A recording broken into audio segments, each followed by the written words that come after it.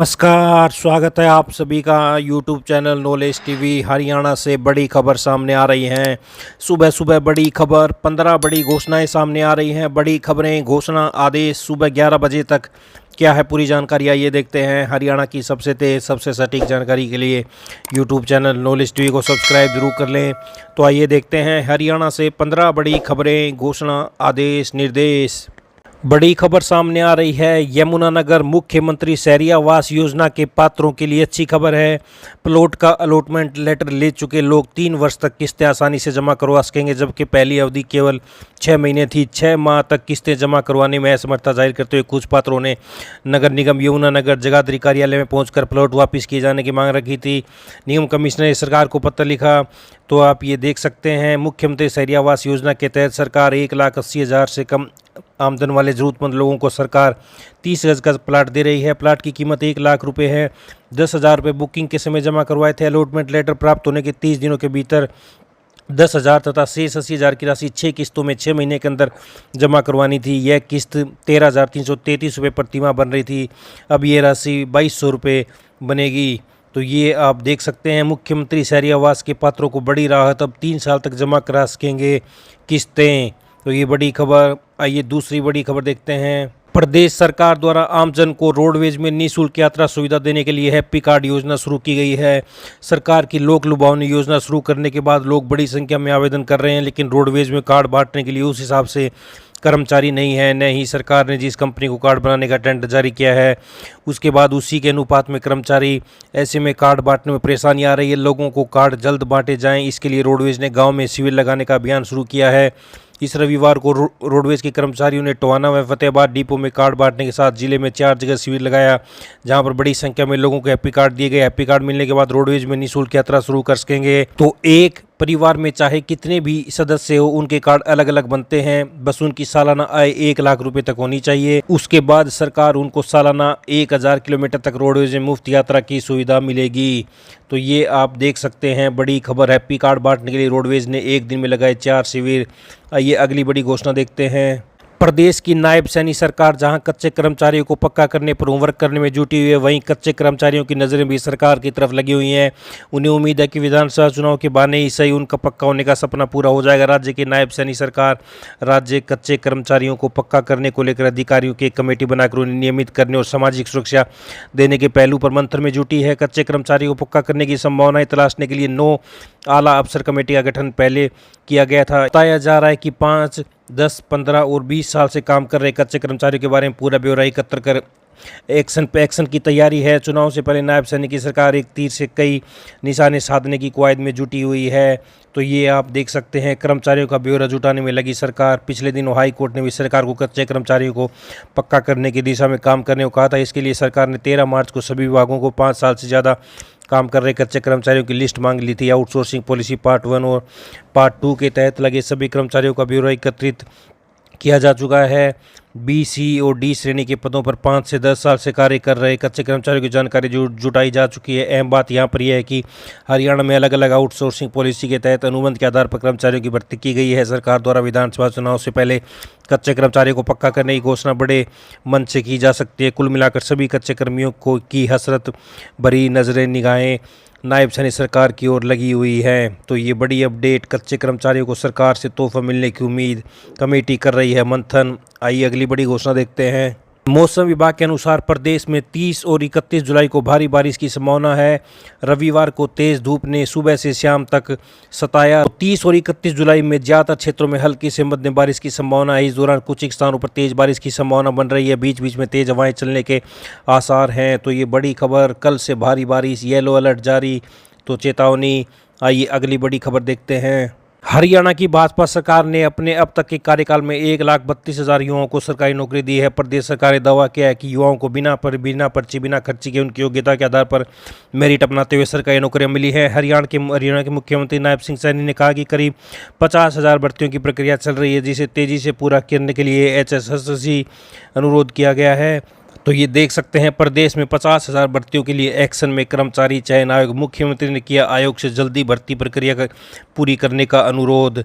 तो आइए अगली बड़ी घोषणा देखते हैं। डॉक्टरों की हड़ताल खत्म होने के बाद सरकारी डेंटल सर्जनों ने 16 सालों से चली आ रही मांगों के समर्थन में सरकार को 31 जुलाई तक का अल्टीमेटम दिया है।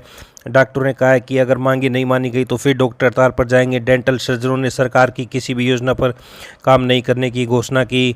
हरियाणा सिविल डेंटल सर्जन के एसोसिएशन के प्रदेश अध्यक्ष ने कहा कि हम डेंटल सर्जनों के साथ एक ही अस्पताल परिसर में भेदभाव किया जा रहा है। उन्होंने कहा कि सरकार ने 2008 में डॉक्टरों के बीच फूट डालकर मेडिकल अफसरों की तुलना में डेंटल सर्जनों की सुविधाएं कम कर दी। तब से सरकार बार बार आश्वासन दे रही लेकिन काम नहीं हो रहा। तो ये आप पूरी अपडेट पढ़ सकते हैं। तो ये बड़ी खबर, डेंटल सर्जनों ने मांगी मेडिकल अफसरों के बराबर सुविधा।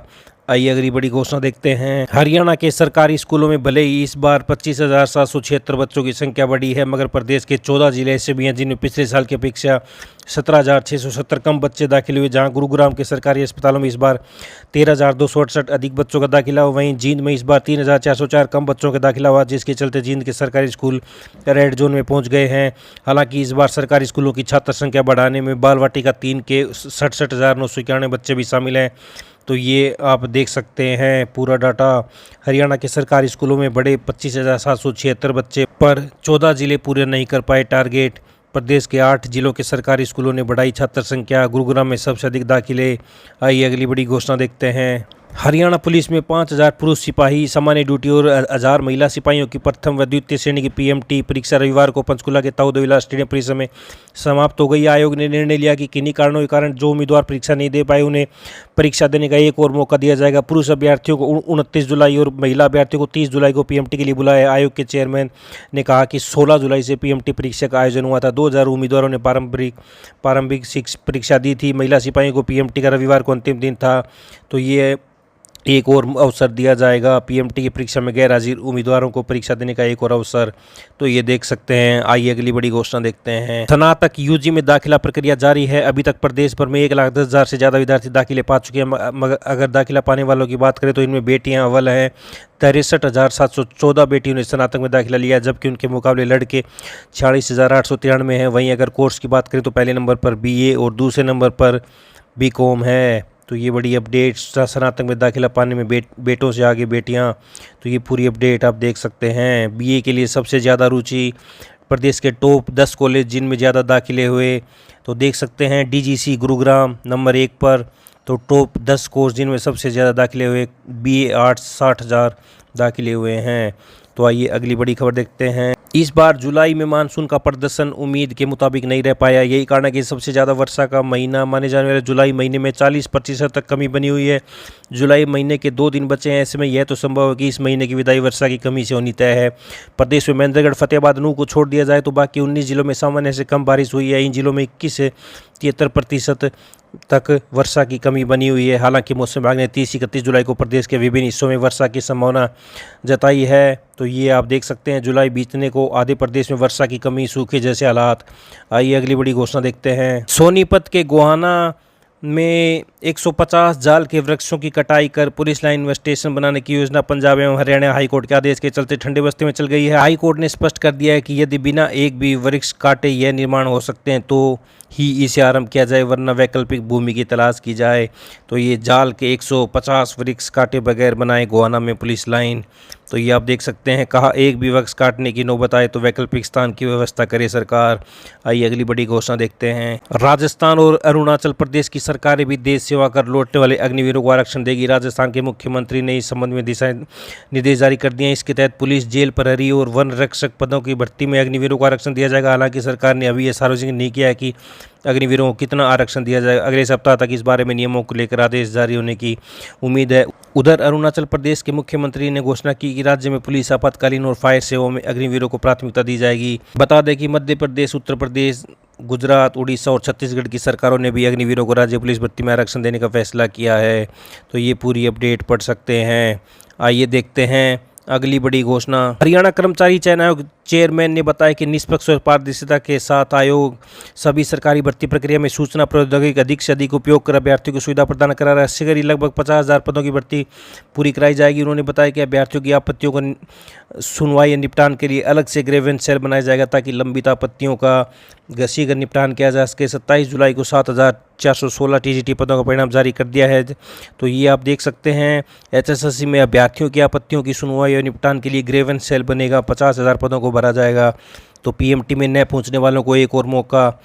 तो ये आप देख सकते हैं, सारी अपडेट आपको दे दी गई है। आइए अगली बड़ी घोषणा देखते हैं। भारत की स्टार निशानेबाज मन्नू भाकर ने रविवार को पेरिस ओलंपिक में 10 मीटर एयर पिस्टल स्पर्धा में कांस्य पदक जीतकर इतिहास रच डाला। मन्नू ने कांस्य पदक जीतकर पेरिस में न केवल भारत का खाता खोला बल्कि निशानेबाजी में ओलंपिक पदक के 12 साल के इंतजार को भी समाप्त किया। 22 वर्षीय मन्नू ओलंपिक में पदक जीतने वाली पहली भारतीय महिला निशानेबाज बन गई।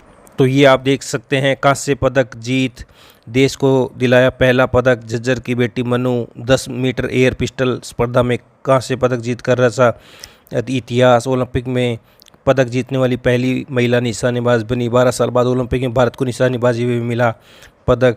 तो ये बड़ी अपडेट हरियाणा से पल पल की जानकारी के लिए चैनल को सब्सक्राइब भी जरूर कर लें। इस अपडेट में इतना ही, धन्यवाद।